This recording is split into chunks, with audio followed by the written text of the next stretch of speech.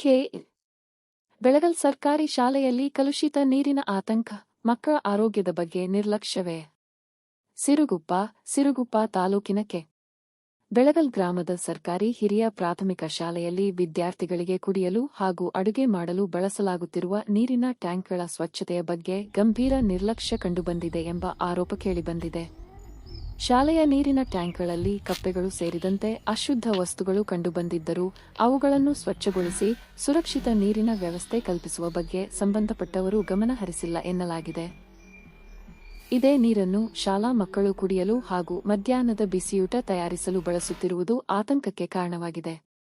ಮಕ್ಕಳ ಆರೋಗ್ಯದ ಮೇಲೆ ಯಾವುದೇ ದುಷ್ಪರಿಣಾಮ ಬೀರದಂತೆ ಶಾಲೆಯ ನೀರಿನ ಟ್ಯಾಂಕ್ಗಳನ್ನು ತಕ್ಷಣ ಸ್ವಚ್ಛಗೊಳಿಸಿ ಶುದ್ಧ ಕುಡಿಯುವ ನೀರಿನ ವ್ಯವಸ್ಥೆ ಕಲ್ಪಿಸಬೇಕೆಂದು ಪೋಷಕರು ಹಾಗೂ ಗ್ರಾಮಸ್ಥರು ಆಗ್ರಹಿಸಿದ್ದಾರೆ.